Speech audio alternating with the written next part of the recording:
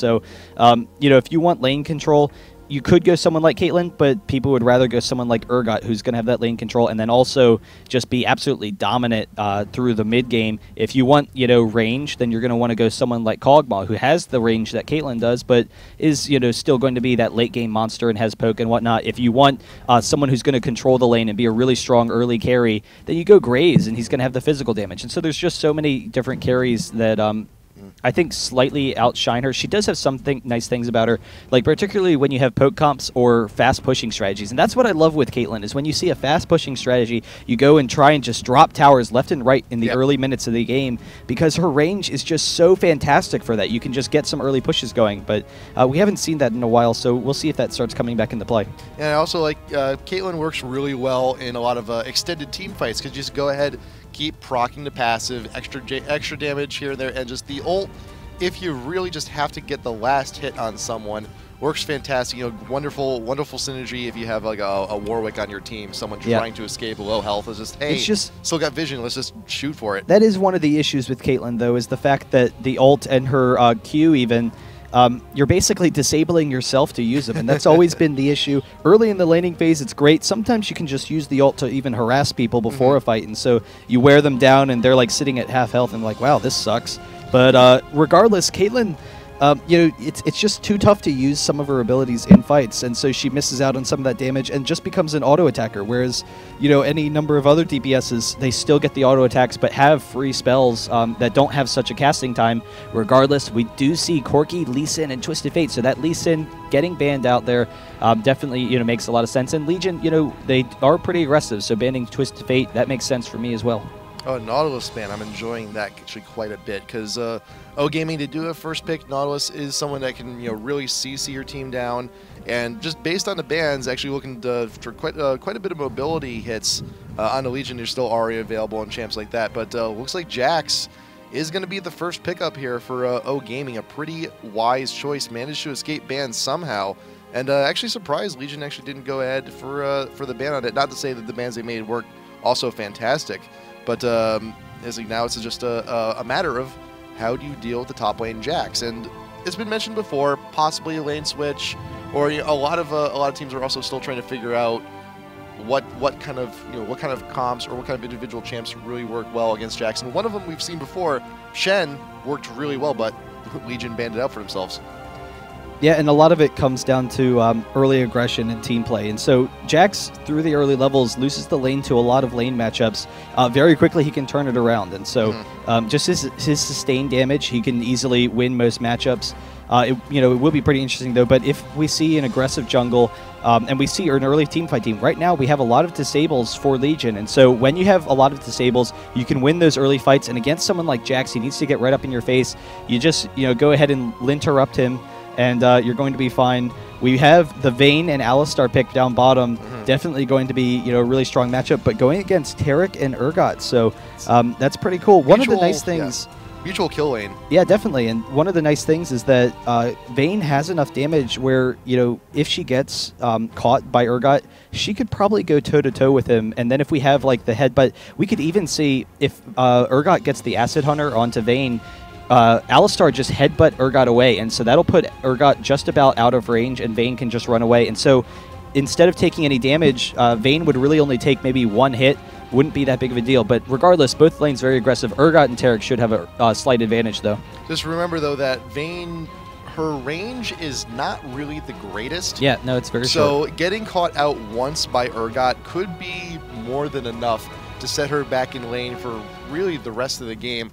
But in response, though, if you get the CC onto Urgot, granted, Urgot naturally builds pretty tanky, but if Vayne can go ahead, get the sustained damage on her, get the silver bolts, keep on proccing the true damage, it can bring him down pretty quickly, and also nullifying a little bit of the armor bonus coming in from Taric as well. That's also why I would kind of like to see a cleanse onto Vayne, and so we'll have to see.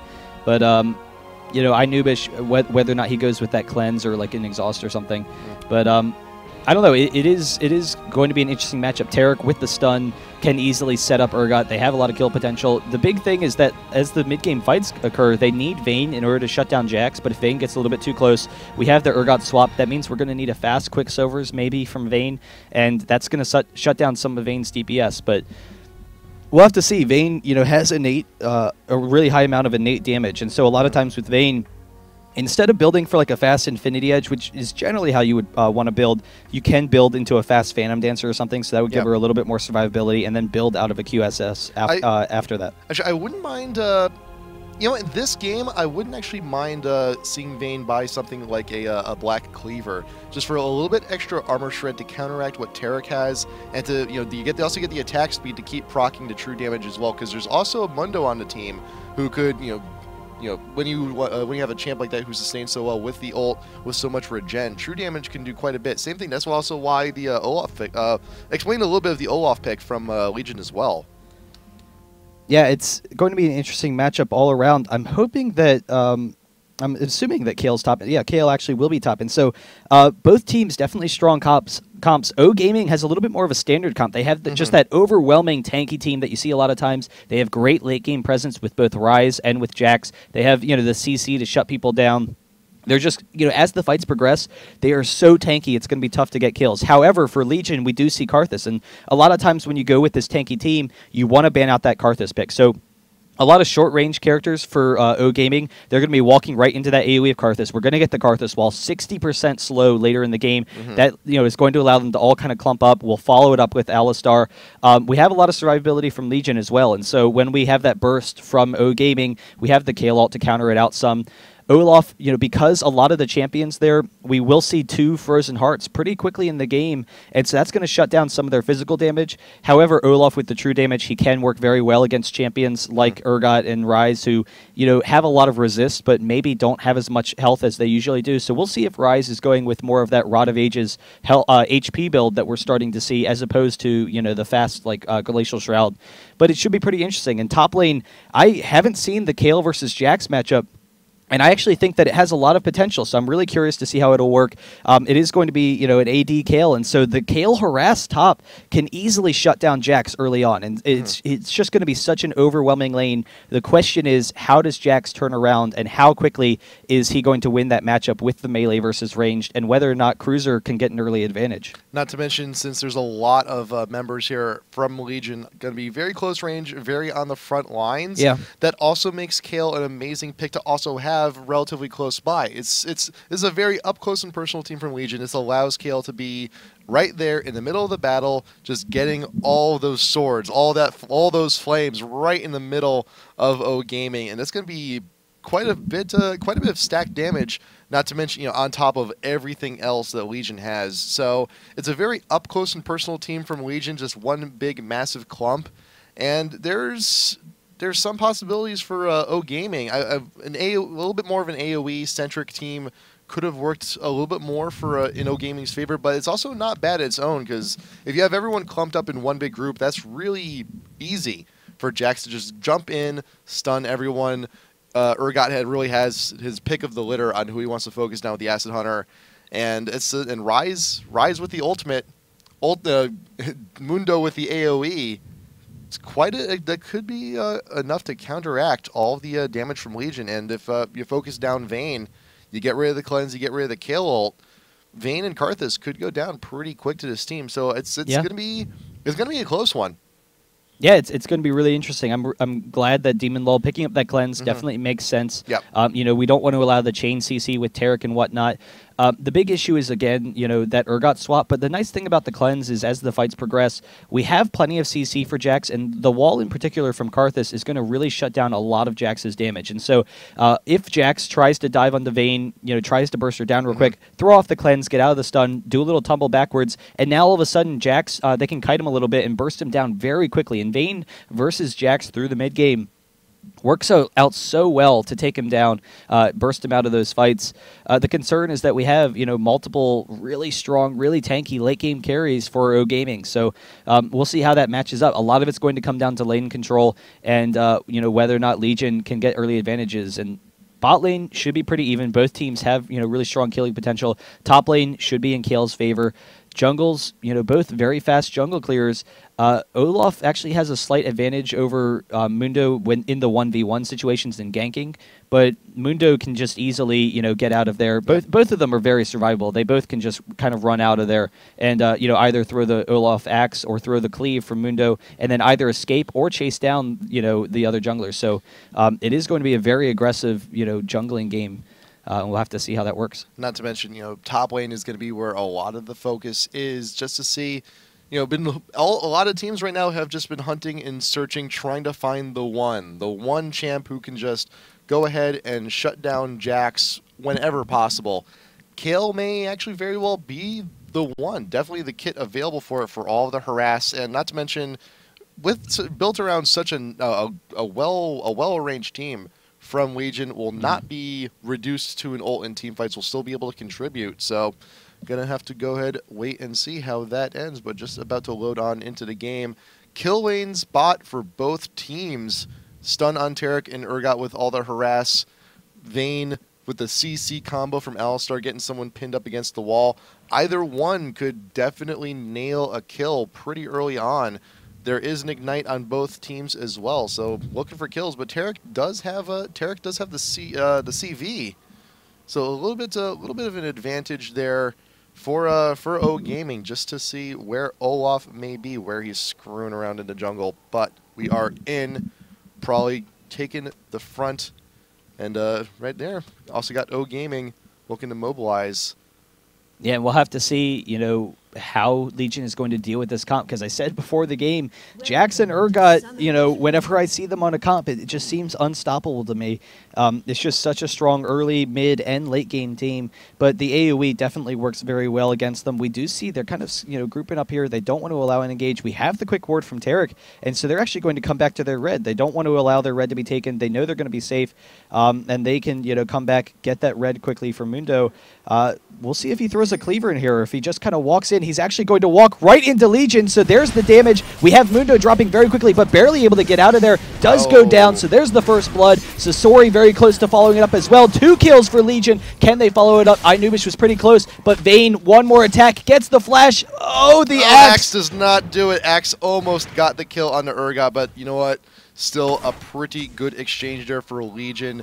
2 for free, straight from the get-go. They just barely didn't get that Urgot kill, and that would have been devastating. I mean, it already is, and so the big thing is both the jungler and the top lane getting huge early advantages. Olaf, any jungler that gets an early advantage is always huge. You can usually snowball off it, get some map control. But for Kayle already to be at an advantage against Jax, and then going up into the top lane with a Doran's Blade, Jax is just in for a world of pain. It's going to be such an aggressive lane against him. Not to mention, I also like the build here coming in from Demon Lull, starting out with Cloth, 6-pot ward. Unheard of. That's actually a really great decision, and so that's one of the issues going against Taric and Urgot is Taric has the armor shredding. They're going to have a lot of physical damage. Very quickly, they could kind of burst you down. So having that cloth armor allows Vayne to farm. Vayne knows, for the most part, I just want to sit back here. We have an aggressive kill lane. If we get our opportunities, we'll go for it. But for the most part, we want to sit back and farm, get Vayne into this late game carry status. They need Vayne to get the gold in order to shut down someone like Jax through the mid game. And we'll see. I mean, but they have so much physical damage right now. Jax is, it's going to be exciting to see how Jax is going to respond, because we also have an early ward up top. So not only does he have a Doran's, but he sees Mundo coming for this gank. Demon Lull getting a little bit of free damage onto Urgot, but having to pop some potions already. Looks like Mundo is caught out in the top lane. The Olaf is coming around. We'll see if Bella Flicka can actually do something about this. But there goes the Mundo top lane, trying to make some ground here on the Cruiser. The exhaust going down onto the kill. Axe coming in from Olaf. A little bit extra damage going down. Mundo ridiculously slow, getting the exhaust down onto the Olaf. Will be able to get away, but just barely. And Cruiser is actually still in quite a huge advantage top lane health-wise, and still some free damage going down onto Prolly in mid. Rise being super aggressive and has a level advantage pretty early on, but Prolly is still there with some extra experience from the assist. The stun actually landing from Jax onto Kayle, getting very low from the E-harass. Yeah, and that was really nice play from Cruiser when that gank came. Instead of kind of panicking, running back to his base, he's able to harass him down. We saw Cruiser actually running back into their base. Olaf is going to dive this, though. He's coming right in on Sasori. Sasori does get the level up, though, missing the axe, unfortunately, so he is going to be very close, but he's got to get out of there. One more turret shot. Oh, he goes down, and now Jax has that red buff, and he's going to get the double kill. Damn, that is quite a little bit too greedy. A little bit too greedy from Legion. Just should have just let Jax back. Just go ahead, farm up the lane, but no, had to try and go for something. And now he's got the double buff. He's got the double buff top lane. That's never good. You don't want that on a Jax. And now the advantage that Kale had in top lane is just now completely lost and forgotten. Yep.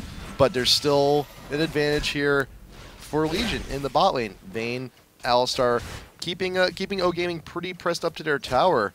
Zion and Linsanity just trying to farm under tower here. The big thing is the reason Jax is weak early isn't that his damage output is low. It's that he's got long cooldowns. So Jax early, you can jump at your opponent, but you don't really have the follow up. So now with the cooldown reduction, with the mana, he has the great spam ability. So even though Kale is actually probably at a slight advantage at this point in the lane, Kale has to play back very safe and can't be aggressive. Kale just can't harass Jax as much as she would want to right now because there's always that threat that Jax is just going to stomp on your face with the red buff.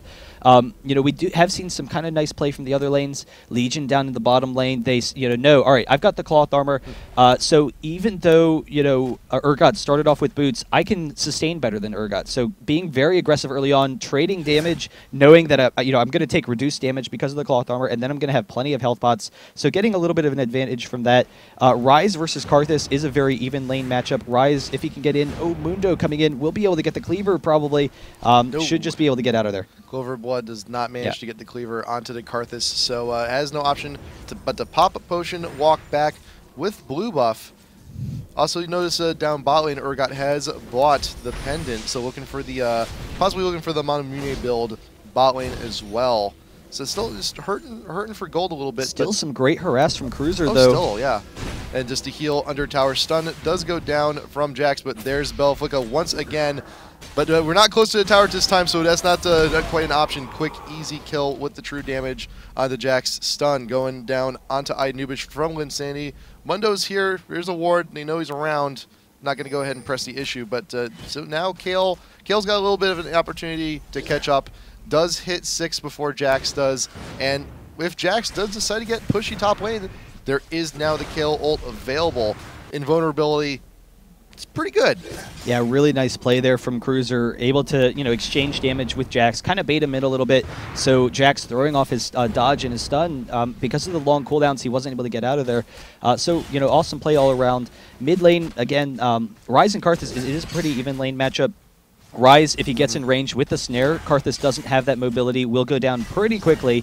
But, because of the Karthus range advantage, he can just farm safely from a distance, throw off the wall if Ryze ever tries to pursue him, get out of there very easily. But we are seeing some nice harass. So Inubish getting down pretty low from that Urgot harass. Unfortunately, Urgot early on, he's kind of mana dependent. However, we had 2 mana potions for Urgot. So he knows I just want to be spamming all day in this lane, and he's going to have that option. Ideally, as an Urgot, if you're going to go for the Monomune build, you just want to go ahead. Olaf being aggressive here. Ideally, if you're going to go for the Monomune build, you just want to stay in lane for as long as possible. Ideally, hit maybe, sometimes you just go ahead and buy the Meki Pendant first or the Sapphire Crystal first, but going with the boots pots instead. He's doing it. He's doing the red. Oh, he is doing it. Yes, he. Waiting there. Yeah, still got the red in the bush there, so Belflicka will go ahead and get that successful steal pretty quickly. Mundo will not be the wiser. Stun going down top lane. That's quite a bit of burst. Jax is now 6, so that's a little bit extra damage that Kale has to deal with, but still, invincibility on the back end still available. There's the wall going down mid, but once again, Jax is going in on this Kale. Health potion has been popped once again. But Jax can only do so much harass before, like you said before, cooldowns kick in, has to fall back a little bit, and actually going in for it once again. The Urgot harass, bot lane, still trying to chunk out Inubish to keep him from attempting to CC anyone down, and Jax actually getting pretty low top lane. Must be a little bit paranoid now, probably expecting another Olaf dive, but Olaf unfortunately is off getting the wolves. He's a little bit far away at the moment. There we go, Jax, a little bit desperation move there, just want to get the stun, some free harass, and there's the ghost popping in from Kale. Will not pursue, but force the flash in. There's the Karthus ult. The ult will not be enough to mitigate that damage, and kill for Karthus all the way from the mid, courtesy of the ult. Swap going down onto Vayne, trying to get into turret range, but there is the cleanse. Alistar pulverized, keeps 3 members of oGaming dissuaded. The headbutt, popping the ult on the Alistar, getting a little bit extra resistance. He does have a flash, though. He's got the flash, there it is, using it just to get to tower. And there's the exhaust down onto Vayne with the last bit of damage, and the ignite will finish off the Alistar. And no, the minion with the last hit. Alistar gets credit for that kill, and the kill on the Mundo as well. Unfortunate trade for oGaming in bot lane. Yeah, really awesome play from Legion there the entire time. We have Karthus coming in. We'll be able to get the slow. No, a little bit too far out, but we'll have the AoE there. Just checking the bush, making sure no one's there. But you're down here. Might as well get the AoE off. Oh, actually, no. The minions actually followed him into the bush, so now Legion knows that bush is actually warded. Vital. That's wonderful information to have. Yeah, definitely, and just awesome play from both Demon Lol and Inubish, being able to kite that for a while, and then just go back and forth with the damage. Vayne, always in retreat, but getting that consistent damage. We have Bella Flicka coming in on this mid lane. Will hit the axe actually, and with the ultimate could very well take down Ryze if she continues this, or if he continues it. He has the cleave. One more cleave will do it. He throws off the ultimate, gets the axe. One more axe would have been enough, but unfortunately he is getting a little bit too low. So able to force him back though. That'll give Karthus some nice farming time, and Mundo actually picking up the blue instead of passing it over to Ryze because Ryze has to go back, and so that's just kind of unfortunate timing. Yeah, ideally, especially if on a manaless jungler like Mundo, you want to pass the blue to your mid as often as possible, and the mana, especially on someone like Ryze, just can pay off absolutely, because he's going to be spamming his abilities quite a bit. He's going to need that mana. He needs that to stay around in mid as long as possible, get that farm, get the items, so on and so on and so forth. But we're seeing top lane Cruiser just doing a fantastic job against this Jax. Has a pretty sizable farm advantage. We do see Mundo coming up here, but Olaf has that Sixth Sense, is coming up as well. We'll have this counter gank going if Mundo tries to over pursue it. And Sasori actually jumping in with this stun. He will have the exhaust as well. Cruiser still has his ultimate though, and Bella Flicka coming in on this fight. Sasori is very close to going down. We have the exhaust. The Karthus ultimate will easily be able to pick it up. Can they follow on this Mundo? We have the slow, the axe. One more attack does it, and they grab the double kill. Bella Flicka that time does manage to get away from that elusive tower, and a well-timed ult from Cruiser. Everyone's focus was just right there, just trying to mitigate as much burst as possible and to kill time for Olaf to get there. But in the meantime, there's a lot of CC going down in bot lane as well. There is the swap onto Demon Lol. He is alone under tower. We'll take one free hit. Still getting auto attacks onto the Urgot. Will we be able to finish the kill? No. But in retreat, the Acid Hunter. Can you get one more? Demon Lol playing a very dangerous game here. But you know what? So is Zion as well. I thought that Zion might actually be spelling his own doom. Oh no, the stun. We have enough mana from Urgot. Unfortunately, we have the headbutt into the pulverize. Nice. Great job from Inubish there. They can chase down Taric a little bit, get some nice damage. So again, great control from this bottom lane. I thought when Urgot had the original swap that Demon Lol was going to have enough damage. We saw the condemn back out, and it looked like he was going to maybe be able to turn onto Urgot. And so being able to constantly reposition himself in between those attacks. Just really awesome play from Vayne. We do see Ryze coming down bot a little bit. He is at like half mana, so he has enough for the kill. He's actually just going to drop a ward over on the dragon. So they have that dragon control, and the pink Mundo going to be able to grab that as well. Yep. Even if you are in pursuit trying to get the kill, you still have to be conscious about your positioning when you pursue. Pink's all over the place. Pink wards, good. That's an amazing thing. Pink wards, you got to buy those things more often. They really pay for themselves if you place them right. But if you're in pursuit, you still need to be aware of your positioning, especially against a lane like Alistar and Vayne. Or Urgot was up against the wall. It's like, hey, that's a perfect time for a headbutt pulverize because he's got nowhere to go, and I'm almost guaranteed to get the combo. And that was enough time killed, enough time in CC for Vayne to come back in and finish off the kill. The slow coming in from Cruiser on his Sasori X will allow for an extra turret. Oh, he's going to get it. He's ghosting, looking to get that kill. The slow, keeping Jax in range. It has to burn the flash as well. Cruiser's going in. He's hungry for that kill. He is hungry for that kill. He does not care what goes on. The stun coming in from Jax just to dissuade. There we go. Perfectly timed. But in the meantime, though, Cloverbud is caught out a little bit. at his own red. Belaflica is trying to do a 3v1 here in the enemy jungle. Can he get that last kill before you go down? No, you cannot. Yeah, and so they will have to back off. But with the where's two-level the advantage... Karthusol could have done something with that, actually. Probably not. I mean, Karthusol, he actually just hit level 11, but the concern was he knew that Mundo's ult was on. He didn't know how long it was going to last, and he knew Tarek was there as well, so he had a heal. So he kind of expected that he had too much health. You're right, it was close, but he probably had too much health. We do see Alistar coming down here, and Demon Law just being so aggressive in this bottom lane, wants to see if he can force the engage. But Cruiser with a 2-level advantage top, and then that Mundo kill earlier on that gank, being able to grab that blue buff is huge, but we have the snare into the stun from Sasori. We're going to have tons of damage coming on to Prolly here. He does have the AoE kiting very effectively, throwing off those dots, and Sasori chasing him underneath the tower will get this kill. No! Yes, Rise able to pick it up. Unfortunately, we do have Sasori able to grab Jax as well. Inubish out of position here. All of the team following, but with the Karth Assault, they can't chase too far. Yeah, and there is a dragon also up for grabs as well if Legion decides to go for it, but pretty much all of oGaming is around in the mid. Headbutt Pulverize keeping everyone in check, but now here comes Kale in the mid. There's a lot of damage available on that. Oh, the great axe. Just melting Rise immediately with assistance from Olaf and the axe, and once again, gonna get the kill. One more onto oGaming and gonna press them to the tower. They could just could take out the tower right now, push the minion wave on in, but Legion's actually just going to go walk away and realize, hey, there's a free dragon available for the taking. Going to go ahead right for it while two members of oGaming are currently down. Yeah, really cool positioning from Legion the entire time, just kiting back and forth, and every time they're kind of in pursuit or whatnot, they're always getting in their attacks and getting in their abilities between positioning. The nice axes from Olaf coming in there as well. And Legion, you know, with this gold advantage, they could start to run away with this, and if they haven't already, you know, they're just looking so strong right now. Just want to note right here, top lane 5,300 to 3,300. That is a 2K advantage that Kale has earned top lane. I'm just imagining, you know, coming into these team fights when we're going to have Vayne or we're going to have Karthus with as much damage as they do, and then, you know, the Kale ult on top of it, and the enemy team's just like, seriously, what's going on? This just isn't even fair. But we do see Sasori coming mid once again. We have the wall, though. It's actually going to get off the stun. Unfortunately, Rise just barely out of position. We have the exhaust as well, so they're actually diving for this, the snare, and they will have plenty of damage. One more Q should be able to do it. Just can't get that Q off. The Karth Assault is down, so Jax will be okay for the time being. But in the meantime, probably just going to sit mid, farm up a little bit with his range. Don't eat a cleaver. That would be unfortunate. You just ate one cleaver and died. Don't do that. But Kale is not too far away, coming to help save the day in mid just a little bit with Olaf in the neighborhood as well.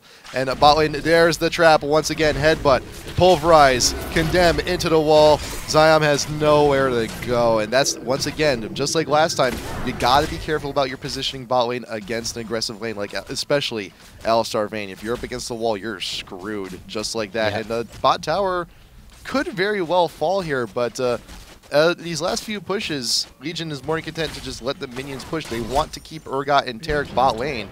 The longer they're kept there, the more underfarmed they will eventually get. Absolutely insane burst damage from Vayne and Alistar. And you see Vayne actually went with the double Dorans into a Wriggles build. That'll be followed up with a Phantom Dancer.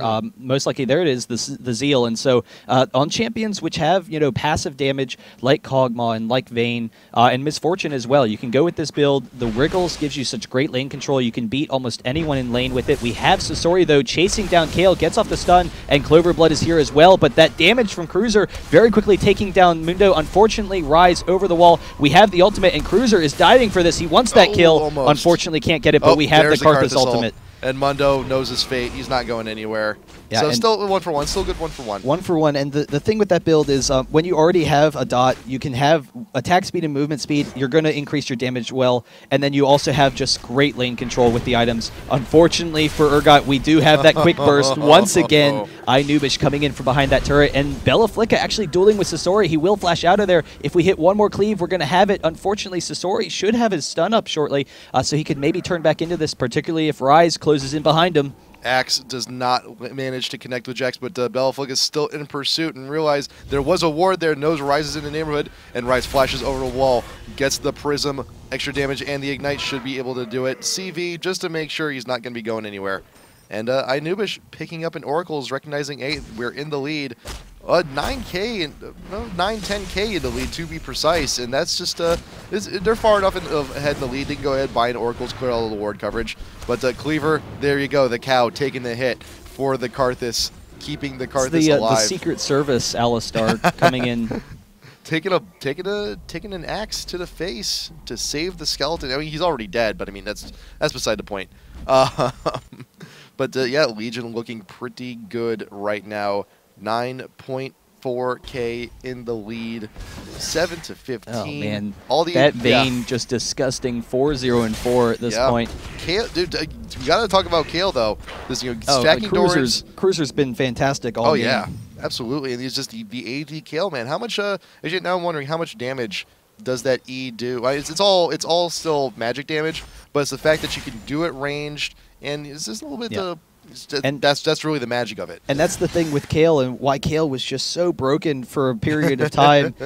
Kale's very difficult to balance because of the skill set, and so Kale, as a ranged harass, just has so much damage early on. We do see we might have a fight mid though. Jax coming in, wants to get this engaged. They're going hard for it. Karthus will be able to back out of there though. So Kale just has so much harass early on. And with the movement speed on the heal, you can chase down anyone. With the slow, you have that pushing pressure. We have the fight going down bottom, though. Vayne, can you 2v1 them? You are the monster. Going to be able to pick up this kill into Urgot. Maybe we have the swap. One more attack will do it. And then can we pick up Linsanity as well? The easy kill on the Taric. We have the stun. Unfortunately, Cleanse isn't up, but can we tower dive this? There is my blocker. Just grab the tower. Just grab the tower like 2 hits. You can just go ahead and grab it. And there we go. There is the Karthus ult. Just a little bit off the leg. Can you grab the kill? Still going in. Legion diving real deep for this one. But the tumble, still though, the stun very well timed. One more hit. Come on, can you get it? Yeah, it took a while, but we got it. Yeah, and in the meantime, the rest of the team is pushing both top and mid turrets, so they're able to get these early advantages. And they just, they have such an aggressive team at this point. They have, so much gold advantage. Yeah. Once the fights come about, even though we have a really tanky team, late game for oGaming, they're just not going to be able to kill anyone. And, all these super carries. Vayne is a, super late game carry. Karthus is a super late game carry. So even though we have both Jax and Ryze, we have 2 on Legion's side as well, and they are way more farmed. So that's going to be a pretty easy matchup for them. Yeah, if you're running a super tanky comp, if you're running a late game comp like this, that is the thing. You need to get to the late game first, and just top and bot just got beat out so incredibly hard. A little bit can also be spoken for in mid as well. So just, when every lane loses. Oh, I want to see Cruiser make his way out of this. He's actually very close to. He does get out. He's running in circles at this point, just bringing oGaming onto the merry-go-round. And not to mention, let's get a little bit of a speed boost too from the heal. So the escape possibility is very real. He's already out. He's already out. Made it. He's already out. He's already just going through the enemy base. He's recalling in their base. He's recalling in oGaming's base. But so we will have the blue coming down for Ryze. That's going to be really nice. Legion maybe could have collapsed, but Vayne was bottom, so they're perfectly fine with allowing him to get out of there. Vayne, in the meantime, going to be able to pick up that bottom tower. Cruiser, the minions were actually stopping him, so he hasn't had a chance to recall. We'll see if he just decides to kind of run out of there. Unfortunately, IU Iron Man is way out of position, and the rest of Legion is clumping up on him. Jax is coming here as well. We have the cleave, though, probably very close to going down. They do pick up the kill onto Ryze, and then the exhaust. They can easily kite this Jax, and Sasori going down so quickly. Zion as well. The headbutt back from iNubish. They will be able to pick up that last kill. So there you have it. Legion with the great control, and in the meantime, Vayne just destroying this bottom turret. All that from that Vayne. Pretty speedy Vayne at that. And even it's a lot of the Vayne damage also just coming from the fact you can just attack like that so quickly. And the Wriggles, it's pretty good at clearing waves too. A little bit of a late Magi is coming in from Prolly, but for the most part, the game is pretty much over. It's too much of an insurmountable lead here on Legion. All the objectives are just being pushed, and it's from this point on, though, there's very little oGaming can do apart from a Baron or 2. So, but yeah, there's really not a whole lot here. So Legion will go ahead, continue pressuring these objectives, and eventually move their way on into the base. And you've seen before how huge monsters Kale, Vayne, and Karthus can be. And how much are we doing here on the Karthus ult as well? It's about 600 magic damage. Oh that's, my gosh, that's that damage from Kayle is ridiculous, but we do have Sasori coming in. There's the stun and the snare, the ultimate onto Cruiser, but unfortunately he is going to go down.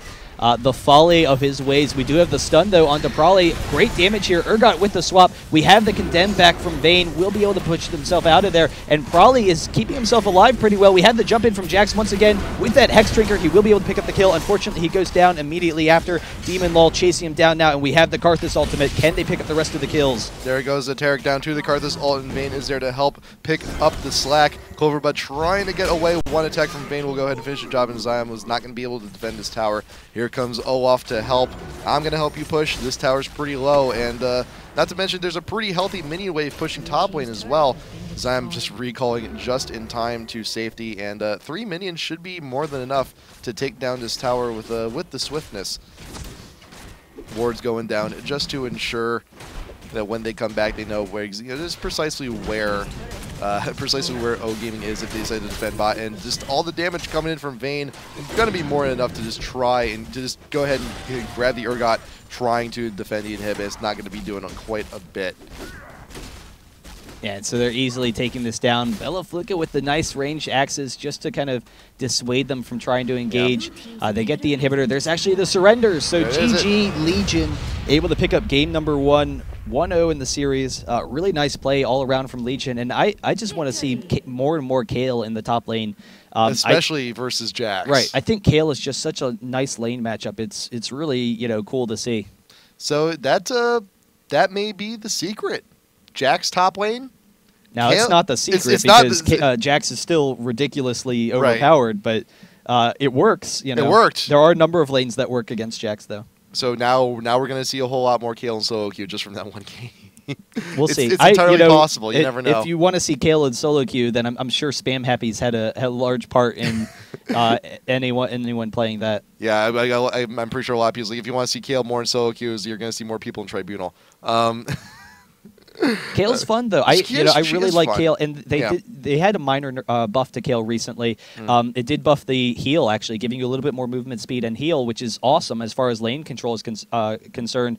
The big issue with Kayle as a ranged has always been, well, 2 issues. One is you're not ranged all the time and when you're farming and whatnot.